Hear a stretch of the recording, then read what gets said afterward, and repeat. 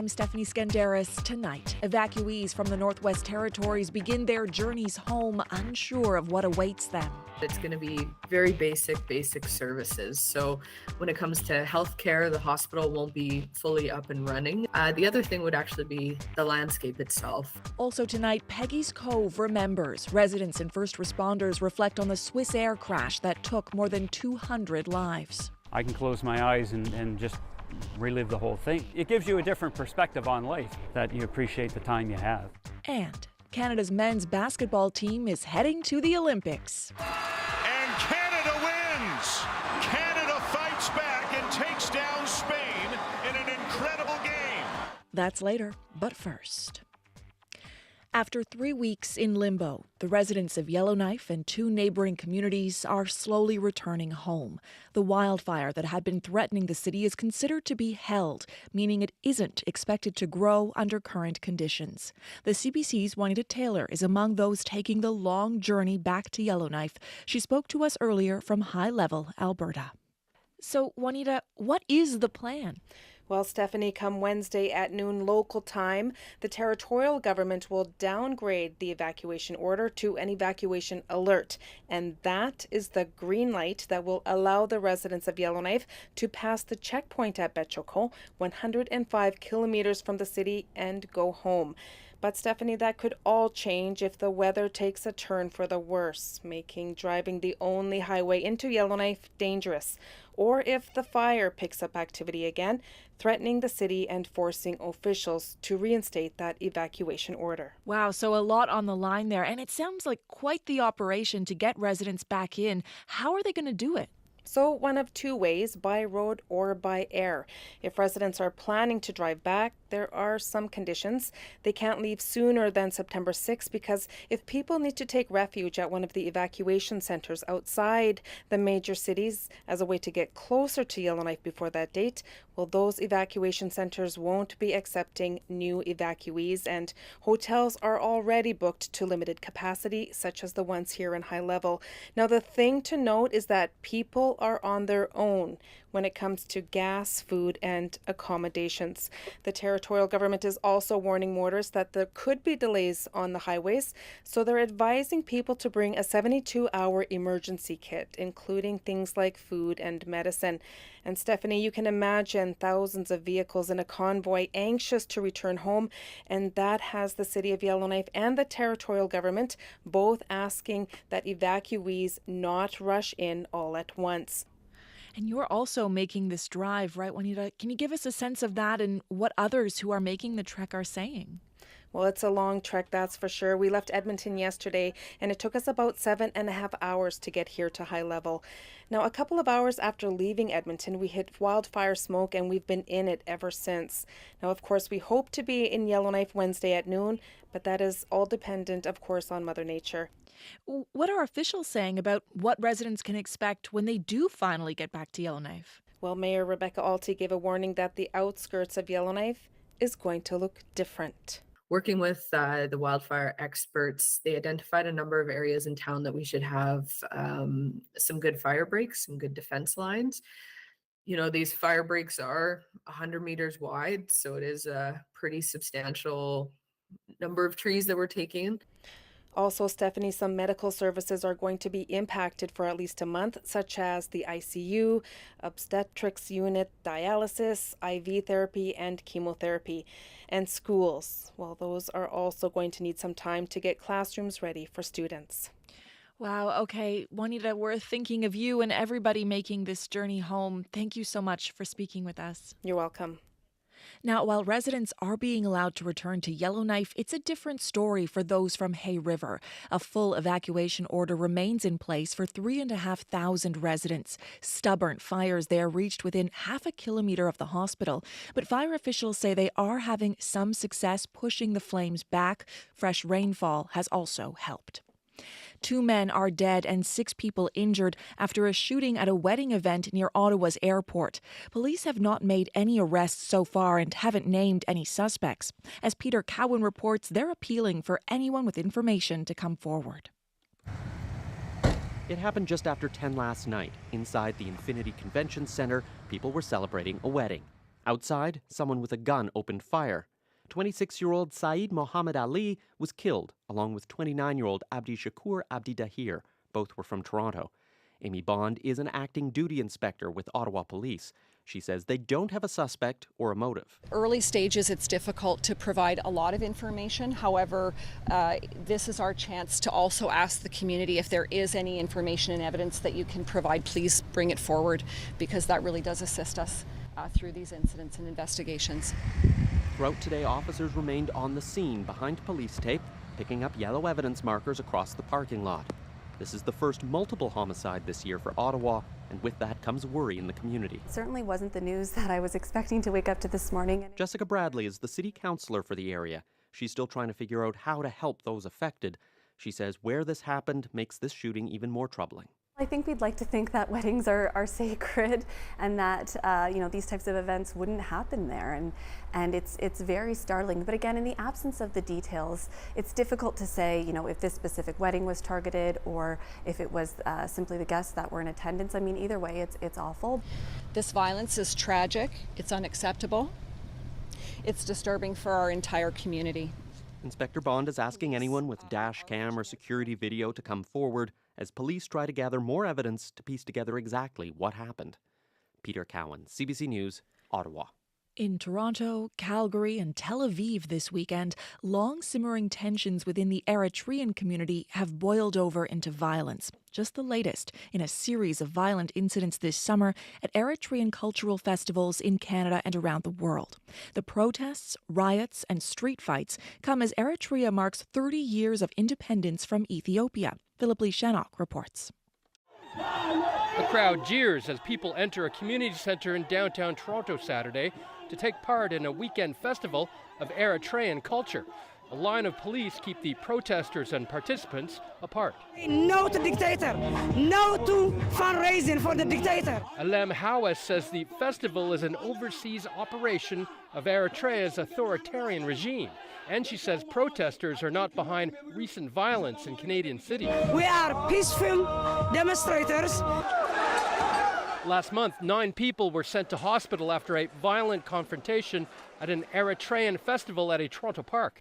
Yesterday in Calgary, police broke up a violent conflict between 2 groups involving hundreds of people from the Eritrean community. Superintendent Cliff O'Brien says there were dozens of injuries. I think the whole incident is troubling. The National Coalition of Eritrean Canadian Communities and Organizations, which is behind the festivals in Alberta and Ontario, blames a violent anti-government faction for the clashes. And it's not just in Canada. In the United States, Sweden, and Germany, annual Eritrean festivals also resulted in violence. In Tel Aviv, more than 100 people were injured when supporters and critics of the Eritrean government clashed in the streets. Heavily armed Israeli police dispersed the crowd with tear gas, stun grenades, and live rounds. Israeli Prime Minister Benjamin Netanyahu said a red line had been crossed, and he threatened to deport all African asylum seekers that he described as illegal infiltrators. This is a troubling phenomenon for Eritreans in the diaspora and Eritrean Canadians in particular. Awet Weldemichael is a professor of peace, conflict, and security studies for the Horn of Africa and Southeast Asia at Queen's University. He says as Eritrea marks 30 years of independence from Ethiopia, these festivals held by its worldwide diaspora have become flashpoints. These are 2 groups of Eritreans, but have fallen on opposite sides of the political equation or political balance. Weldemichael says he understands the anger and frustration with an autocratic regime that stifles dissent at home, but he says violence is not the answer. What we are trying to achieve, we cannot achieve it through violence in the streets of North American or European or Middle Eastern cities. He says advocates for democracy in Eritrea should lobby democratic countries to take up their cause peacefully. Philip Lishanok, CBC News, Toronto. Prime Minister Justin Trudeau departs for Jakarta this evening, where he will attend the ASEAN Summit of Southeast Asian leaders. Then he'll stop over in Singapore before heading to New Delhi for the G20. The CBC's Karina Roman will be covering the week-long trip. I spoke with her earlier about what to expect. So, Karina, what is Prime Minister Trudeau hoping to accomplish this week? Well, in Southeast Asia, it's really about trade and solidifying Canada's burgeoning relationship with that region. What's driving that is Canada's new Indo-Pacific strategy. Canada is now a strategic partner to the ASEAN nation group, and so the PM can't not attend. And then trade with nations such as Indonesia, Vietnam, the Philippines, that's all up right now. So Trudeau wants to keep that going. And Canada is in free trade talks with both the ASEAN group as a whole and bilaterally with Indonesia. So it's an opportunity to be a reliable supplier in, for example, the agri-food sector to help with food insecurity, or clean tech to help with climate change goals. Now, the stop in Singapore is about chasing direct foreign investment. But let's be frank. Foreign leaders, business leaders over there don't wake up in the morning thinking of Canada. Jeff Nankervel is president and CEO of the Asia Pacific Foundation of Canada, and he had this to say. These summits and showing up at the leader level at these summits are an important occasion to, get the attention of leaders in the region. Now, the G20, while meant to be the premier global forum to work on economic issues, is especially right now a geopolitical quagmire. Canada will continue to champion the rules-based international order and the global economic progress that's resulted from that, and which unfortunately has been thrown into chaos because of Russia's war on Ukraine. But the Prime Minister will be looking for consensus on tackling climate change, food insecurity, gender inequality, and of course, an end to Russia's war on Ukraine. But actually getting that consensus, questionable. Well, what are the challenges that he'd be facing in attaining these goals? Well, at the ASEAN, there should be no major discord there, but the G20 is fraught with obstacles. It was a bit of a miracle last year in Bali when leaders were able to get a joint declaration at the end, but hopes for that are much lower this time. Divisions over Russia's war are at an all-time high. The host country is India, which is a member of BRICS, which is a group made up of Brazil, Russia, India, China, and South Africa, and it sees itself as a counterweight to the G7 within the G20. Then you have the fact that leading up to the Leaders G20 summit, there have been weeks and weeks of ministerial level summits, from finance to foreign ministers, and none have been able to produce a joint statement. Paul Sampson is president of the Center for International Governance Innovation. He doubts there can be agreement on a joint communique. It's unfortunate because they don't get that everyone agreed on A, B, and C. And so you lose the multilateral reform, the climate change, those kinds of things where there could have been an agreement between all parties. That gets pushed aside because of the disagreement on these other areas. So expectations for the G20 need to be somewhat tempered. All right, Karina, we know you'll be covering this trip. Thanks so much for setting it up for us. You're welcome. CBC's Karina Roman in Ottawa. Ukraine's president has dismissed his defense minister. Volodymyr Zelenskyy made the announcement earlier today, saying it's time for the ministry to try new approaches. Oleksii Reznikov has held the job since before Russia's full-scale invasion and has played a key role in securing billions of dollars in Western military aid. But in recent months, he's faced allegations of corruption. Zelenskyy made no mention of those allegations in his announcement. Tens of thousands of people are stranded in a remote Nevada desert tonight. They're there for Burning Man. The annual festival was drenched with heavy rains this weekend, turning normally dry ground into a mud bath. Sarah Levitt reports. Social media posts show just what a filthy, muddy mess it is. Torrential rains hit Nevada's Black Rock Desert during the annual Burning Man festival, and those rains have now left 70,000 people stranded, including Paul Redder. It was in the forecast, so we knew it was coming, but you never know how bad it's going to be until it happens. Definitely something that'll go down in the history books. Burning Man bills itself as a place where self-expression, self-reliance, and communal living come together, a music and culture event attracting celebrities, social media influencers, and Silicon Valley entrepreneurs. A temporary city is built up for the event, and the desert chosen for its harsh conditions. Now, though, it's transformed from a dry and dusty ground to thick sludge. The area got 2 to 3 months' worth of rain in a 24-hour period. Brittany Whitlam is a meteorologist with the National Weather Service out of Reno, Nevada. It's not unheard of. We do get rain in the desert, even though you do think of that just kind of being dry, dusty area.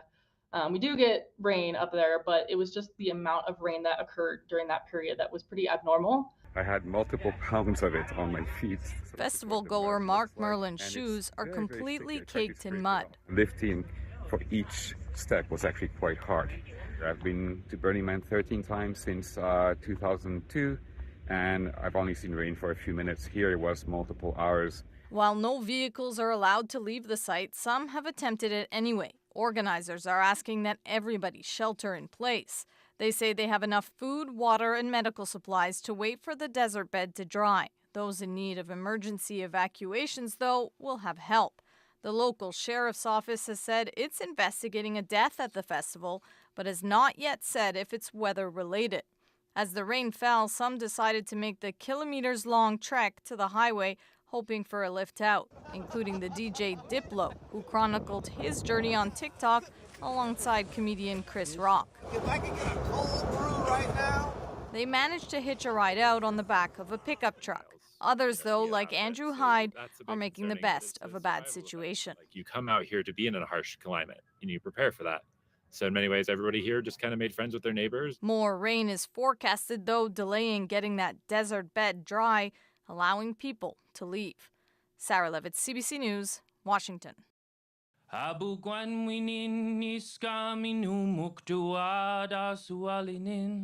In Peggy's Cove, Nova Scotia today, a ceremony to honor the victims of the 1998 Swiss airplane crash.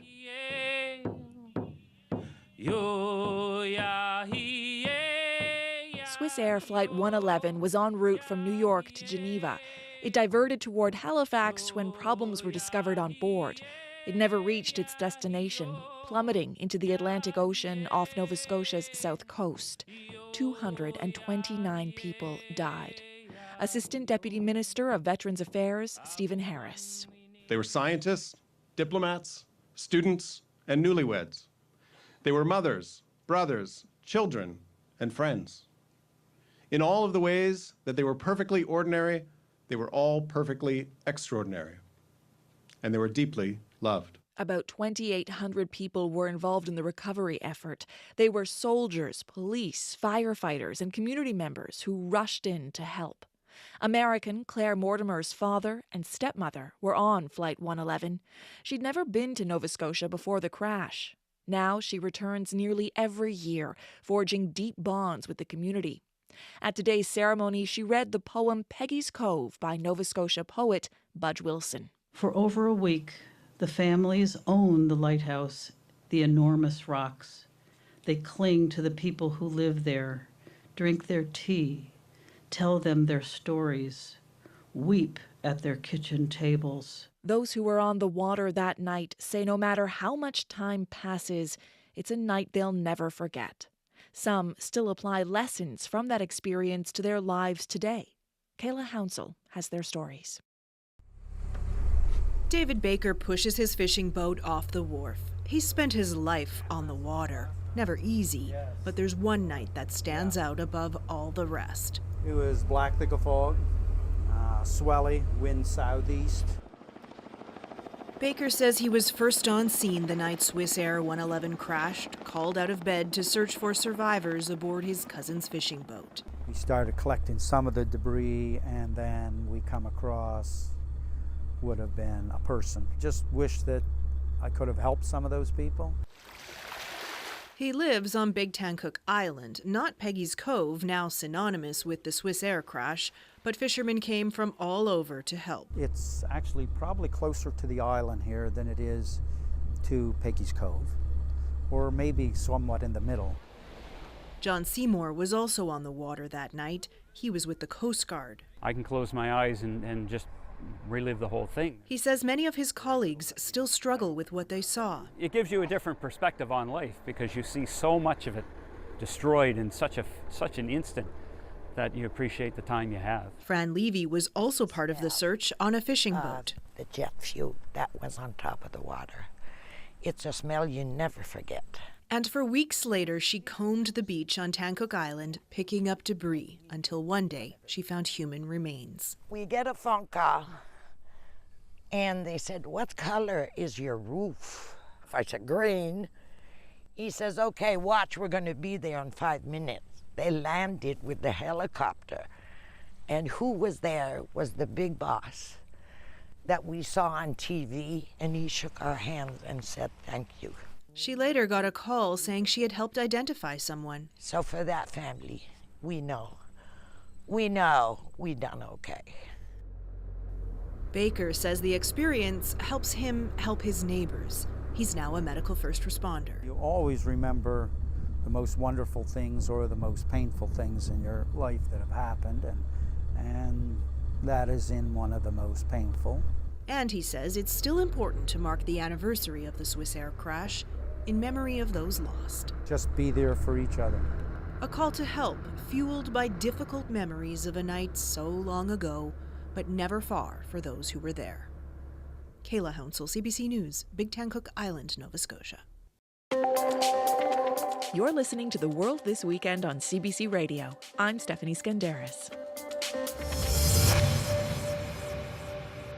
Parmesan is sometimes called the king of cheeses, beloved the world over for its savory, nutty flavor that pairs perfectly with pizza and pasta, soups and salads.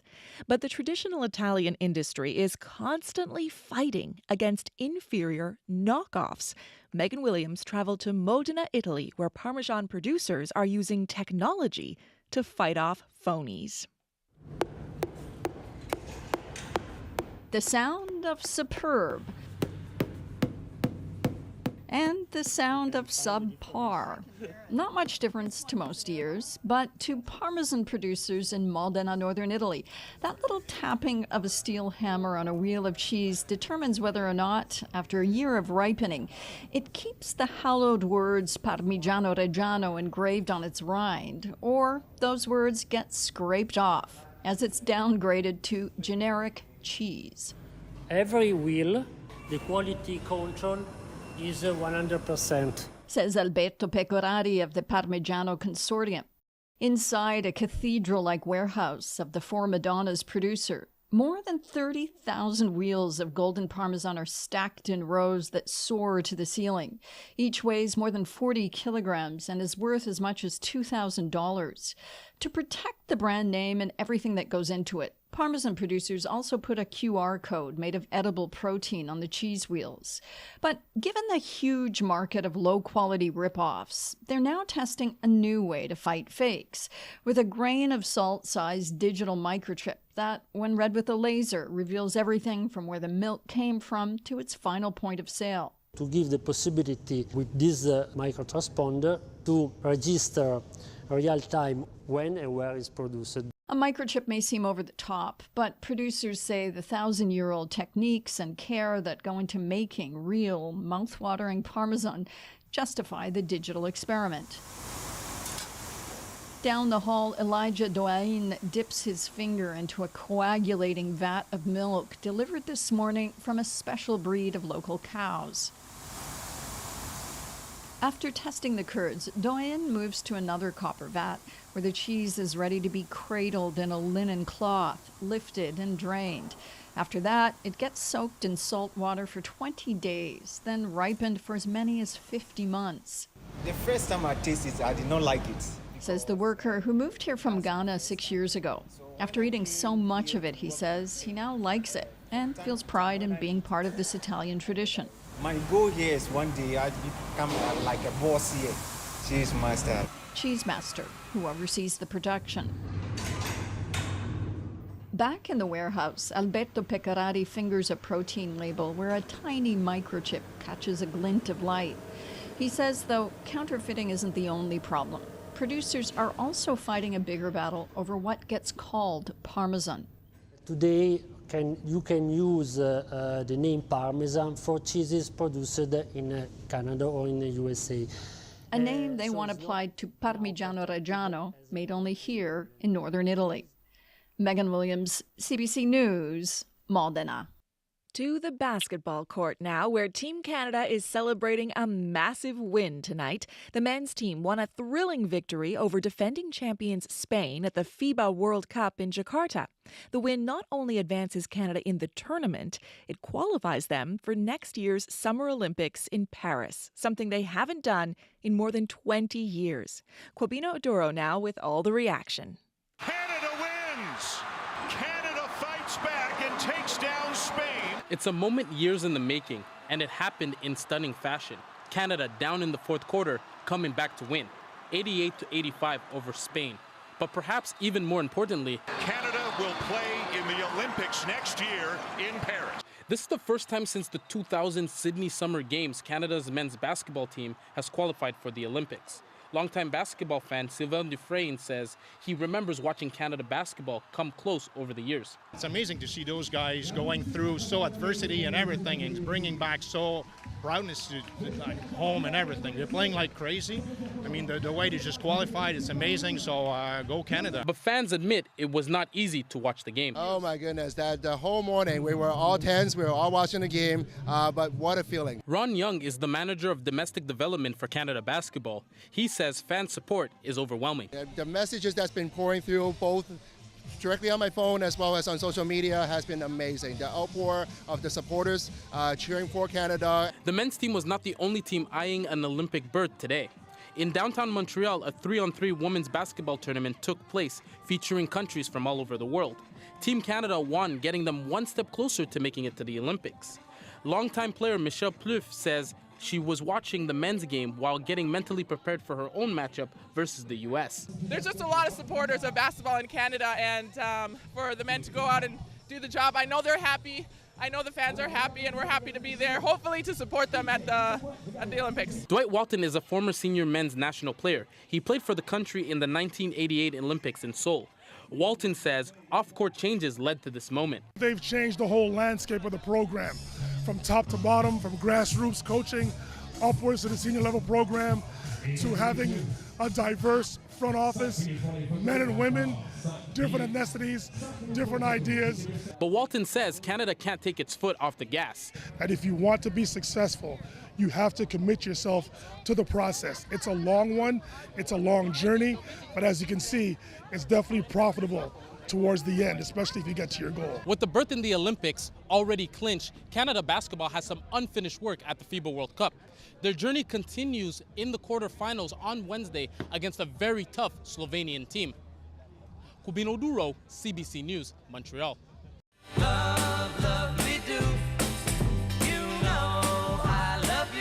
It's a classic Beatles song, but you might not know Love Me Do is connected to a big Beatles mystery. Some might say the greatest mystery in rock and roll. At least 3 people are saying that. And they launched the Lost Bass Project, a global search to find Paul McCartney's left-handed Hofner 500/1 violin bass, the one you hear on Love Me Do. Love me do. It's described as the bass that powered Beatlemania. McCartney bought it during a 4-month residency in Hamburg in 1961 for about £30, all he could afford at the time. It became his favorite. He played it on the first Abbey Road recordings, on songs like She Loves You and Twist and Shout. Well, shake it up, baby, now. Shake it up, baby. Twist and shout. Twist and shout. There's even a clip of Paul choosing it over a fancier Rickenbacker in the documentary Get Back. Where's your Rickenbacker? It's not much better. I like this one, it's lighter. But sometime after the Beatles finished filming Get Back in 1969, the guitar disappeared. There have been leads over the years, including one connected to Ottawa, but no bass has been found. It's possible it'll turn up, and if it does, it could fetch a pretty penny. John Lennon's stolen guitar sold for $2.4 million at auction in 2015. Sometimes, though, finding a stolen guitar is priceless. Just ask Randy Bachman. American woman, stay away from me. American woman, mama, let me be. Last year, the Guess Who legend was reunited with the guitar that was stolen from him 46 years earlier. When it was first stolen, I don't think I slept for 3 or 4 days. I mean, I was up crying like somebody had stolen part of me because you hold the guitar close to you. It feels your heartbeat and your breathing, and it becomes part of you. Bachman's guitar was found by chance. It turned up in a video posted online by a Japanese musician who'd found it in a Tokyo shop. Here's hoping something similar happens for the Lost Bass project, so Paul McCartney can be reunited with the instrument he used on She Loves You. She said she loves you, and you know that can't be back. Priceless indeed. We'll leave you with a little more of the Beatles on The World This Weekend. I'm Stephanie Skandaris. Good night. She said if you heard her so, she always